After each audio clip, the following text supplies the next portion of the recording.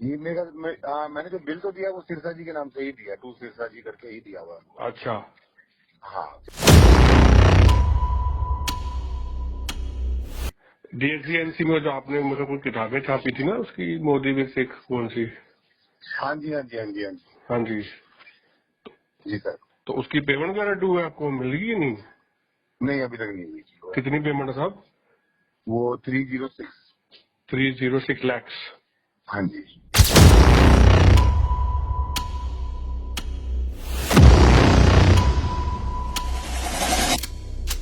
कि कोई काला माला तो नहीं, किताब छपवाई नैशनल ਸਕੱਤਰ ने, कितों की पेमेंट दे रही है दिल्ली कमेटी तो देने की गल तो नहीं चल रही, क्योंकि दिल्ली कमेटी के जनरल ਸਕੱਤਰ का जो पीए नरिंदर सिंह वो कोठी लैके जा रहा है, नैशनल ਸਕੱਤਰ की वो मीटिंग फिक्स करा रहा है।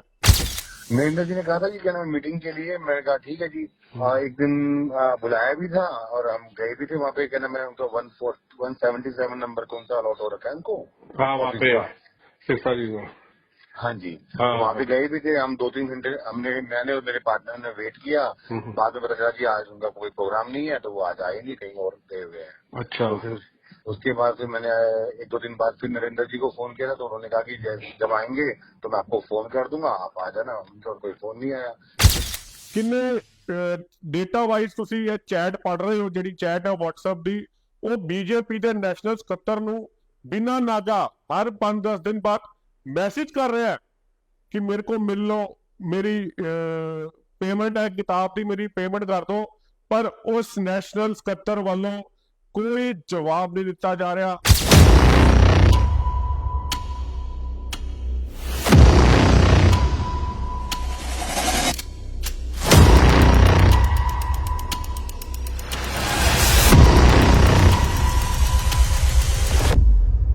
साध संगत जी, वाहिगुरु जी का खालसा, वाहिगुरु जी की फतेह। संगत जी, एक इंसान जिन्हें मर्जी वधिया कपड़े पा ले, जिन्नी मर्जी वड्डी गड्डी दे घूम ले, जिन्नी मर्जी सिक्योरिटी लै ले सरकारां कोलों, पर जिहड़ी ओहदी फितरत है ना, ठगी ठोरी करन दी, लोकां दे पैसे मारन दी, लोकां नाल गलत करन दी, वो आदत ओहदी कदी जा नहीं सकती, क्योंकि वो आदत ओनू ओहदे अंदर ऐसी वड़ चुकी होंदी कि उस आदत तो बाहर ही नहीं आ सकता। संगत जी, पिछले दिनों के अंदर आप सब जानते ही हो कि बीजेपी वालों अपने नैशनल ਸਕੱਤਰ की ड्यूटी लाई गई, एक किताब छपाई गई, वो जी वंडी गई सिख विद मोदी, जी हर शहर में जाके, दिल्ली के अलग अलग क्षेत्रों के जाके, अलग अलग लोग बंदियां को जाके बीजेपी के नैशनल ਸਕੱਤਰ ने वो किताब वंडी। पर बड़ी अफसोस की गल है कि उस नैशनल ਸਕੱਤਰ ने किताब तो छपवा ली, जब पेमेंट देने की वारी आई तो वह ਸਕੱਤਰ जिहड़ा है बीजेपी का, वो सब तो पिछे जाके लाइन च खड़ा हो गया। मैं संगत जी को कहूंगा कि पहले ऑडियो सुनो। हेलो। हेलो। हाँ जी, नमस्कार जी। नमस्कार जी, कौन जी? सुमित जी बोल रहे हैं? हाँ जी, बोल रहा मैं हूँ जी। जसमीत बोल रहा था, कहाँ से जी? पीतमपुरा से, दिल्ली से जी। जी बताइए जी। आपकी कोई पेमेंट वगैरह दो है दिल्ली कमेटी पे कोई? कि आपको देखा था 2-3 बार या पेमेंट के लिए आए 2-4 बार रेगुलर। कहाँ पे? डीएससीएनसी में जो आपने मतलब कोई किताबें छापी थी ना, उसकी मोदी विद सिख कौन सी? हाँ जी, हाँ जी, हाँ जी, हाँ जी। हाँ जी। जी सर। तो उसकी पेमेंट वगैरह डू है, आपको मिलेगी या नहीं? नहीं, अभी तक नहीं हुई थी वो। कितनी पेमेंट है साहब? वो 306। 306 lakhs। हाँ जी। तो ये पेमेंट कमेटियां देनी है कि महेंद्र सिंह सिरसा जी ने देनी है? सिरसा जी का मेरे पास फोन आया था, उन्होंने बोला कि 2000 किताबें छापने के लिए, अच्छा तो वो तो सिर्फ बाकी तो ही बता पाएंगे जी। अच्छा मतलब कि अच्छा। वो देंगे या कमेटी देगी, वो तो मेरे को आइडिया नहीं कि वो नहीं कौन तो सा। उन्होंने बोला तो होगा ना कि कौन देगा आप जैसे। जी, सिरसा जी ने बोला था, वो उन्हीं का डायरेक्ट खुद मेरे पास फोन आया था उस चीज के अच्छा लिए। अच्छा। हाँ। तो कितना टाइम हो गया ये किताबें छपी हुई? ये अक्टूबर की बात है जी। अक्टूबर 2023। हाँ जी सर जी। तो इसका जो बिल बुल बनाया होगा आपने, फिर किसके नाम से बनाया कुछ, या कच्ची है पेमेंट सारी? वो कच्चे का कच्चे में था जी, ये क्या नाम है, मैंने सिरसा जी के नाम से ही बनाया था ये। अच्छा अच्छा अच्छा अच्छा। तो मैंने आपको कमेटी में देखा था ना, DSEMC में आते हुए, वो नरेंद्र के पास। तो क्या कहता है वो? नरेंद्र जी ने कहा था कि क्या नाम मीटिंग के लिए, मैंने कहा ठीक है जी। एक दिन बुलाया भी था और हम गए भी थे वहाँ पे। क्या नाम है उनका 177 नंबर कौन सा अलॉट हो रखा है उनको हाँ, वहाँ ऑफिस पे का। सिरसा जी को। हाँ जी, हाँ, तो वहाँ पे गए भी थे हम 2-3 घंटे। मैंने और मेरे पार्टनर ने वेट किया। बाद में पता चला कि आज उनका कोई प्रोग्राम नहीं है, तो वो आज आए नहीं, कहीं और गए हुए हैं। अच्छा। तो फिर उसके बाद फिर मैंने 1-2 दिन बाद फिर नरेंद्र जी को फोन किया था, तो उन्होंने कहा कि जब आएंगे तो मैं आपको फोन कर दूंगा, आप आ जाना। उनका और कोई फोन नहीं आया। मैंने अच्छा दोबारा ट्राई भी किया लेकिन कोई रिस्पॉन्स नहीं बल्कि आया। 6-7 महीने हो गए आपको पेमेंट मांगते हुए। जी सर जी। अच्छा, ठीक है ठीक है ठीक है ठीक है ठीक है सर। मैंने वही आपको देखा ना कमेटी में 2-3 बारी पेमेंट के लिए। मैं कहा पता नहीं कौन सी पेमेंट है। अच्छा, मेरे को आप एक बारी ये क्लियर कर देंगे कि ये पेमेंट सिरसा जी दे रहे हैं कि दिल्ली कमेटी दे रही है? अगर मिल जाती है तो कुछ कर देते हो। मैं एक बार पूछ के बता मेरे को एक बार कंफर्म कर दो कि कमेटी DSEMC से बिल होएगा कि सिरसा जी से बिल होएगा। ये मैंने जो बिल तो दिया वो सिरसा जी के नाम से ही दिया, टू सिरसा जी करके ही दिया हुआ। अच्छा, हाँ, फिर भी मैं एक बार अभी कंफर्म करके आपको 10 मिनट में करता हूँ। ठीक है सर, ठीक है जनाब, ठीक है। ठीक है सर। थैंक आपका यू। शुभ नाम सर जी? मेरा जसमीत। है आप किसी डिस्कस मत करना मेरा नाम, हो लेट हो जाएगी पेमेंट। नहीं मैं हाँ हाँ हाँ, ठीक है। जी सर। ਇਹ ਆਡੀਓ ਸੰਗਤ ਨੇ ਸੁਣੀ ਹੈ।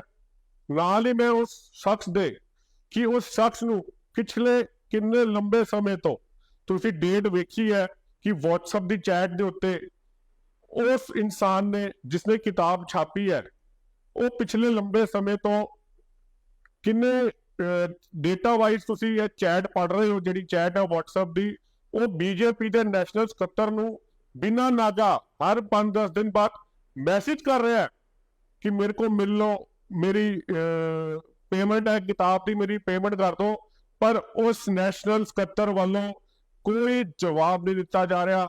अज तकरीबन ये 15 अक्तूबर की गल है शायद, और अज की डेट तक उस सच की जी है, क्योंकि जी ऑडियो संगत तुसीं सुनी है, ये परसों तरसों होली तक 1-2 दिन पहले की ऑडियो जी मेरे उस बंदे नाल गल हुई है, हाले तक वो पेमेंट नहीं दी गई है। और भी मैं समझदा कि संगत जी हैरानी वाली गल है कि जेड़ी छपवाई बुक की छपवाई कराई वो BJP के नैशनल सकत्तर ने कराई, पर ओदी पेमेंट लैन वास्ते जिन्हां ने किताब छापी है वो दिल्ली कमेटी के जनरल सकत्तर का जिहड़ा PA है नरिंदर सिंह, ਉਹਦੇ ਕੋਲ जा रहा है, वो मीटिंग फिक्स करा रहा है। और मैं हरमीत सिंह कालका जी ने पूछना चाहांगा कि ये रिश्ता की कहलाता है? हरमीत सिंह कालका जी, ਇਹ ਕੋਈ ਕਾਲਾ ਮਾਲਾ ਤਾਂ ਨਹੀਂ ਤੁਸੀਂ ਕਰ ਰਹੇ? क्योंकि किताब छपवाई जो बंदा कह रहा है कि मेरे पास BJP के नैशनल सकत्तर का फोन आया सीगा कि कोई काला माला तो नहीं। किताब छपवाई नैशनल सकत्तर ने, कितों की पेमेंट दे रही है? दिल्ली कमेटी तो देने की गल तो नहीं चल रही, क्योंकि दिल्ली कमेटी के जनरल सकत्तर का जो PA है नरिंदर सिंह, वो कोठी लैके जा रहा है नैशनल सकत्तर की, वो मीटिंग फिक्स करा रहा है। सो हरमीत सिंह कालका जी, ਇਹੋ जी गलती ना करना, संगत ने तुहानू बख्शना नहीं है कि ऐदी किताब की पेमेंट अगर दिल्ली कमेटी तो हुई तो मैं समझदा कि संगत ने तुहानू वो जुतियां मारनियां कि तुसी याद रखोगे। मैं वापस आवा नैशनल सकत्तर दे कोल, ओ भाई तू वैसे सिखा की बड़ी बदनामी कराई है, और बदनामी ना करा कि किताब वाला की कहेगा कि एक सिख कोल पैसे कोई नहीं है देने वास्ते, किताब तो छपवा ली। मैं तुहानू कहांगा कि बिना देरी किते, चलो तुहानू टिकट नहीं मिली क्योंकि तुहाडा नहीं BJP को समझ में आएगा तुहाडे बारे, क्योंकि सारी दुनिया जानती है, BJP का एक वर्कर भी जानता है कि जिहड़ा नैशनल सकत्तर है उसकी सच्चाई की है, असलीयत की है, कितना वड्डा ड्रामेबाज है, कितना वड्डा धोखेबाज है। जिथे वो नैशनल सकत्तर जाएगा वो जिहड़ी पार्टी है वो पार्टी को खत्म कर देगा। इस करके मैं तुहानू कहांगा चलो जो हो गया वो हो गया। हुण मैं तुहानू कहांगा कि जिहड़ी उस बंदे की पेमेंट है, उस बंदे की जिहड़ी पेमेंट 3,06,000 रुपए की पेमेंट हैगी है, उन्होंने जल्द तो जल्द दे के सिखा की इज्जत बचाओ, सिखा की बदनामी ना कराओ। अगर तुसी नहीं दे सकते तो मैं BJP नूं कहांगा कि अपनी सिखा दे विच होर पैठ ना गिराओ, उस बंदे की पेमेंट करो। वाहिगुरू जी का खालसा, वाहिगुरू जी की फतेह।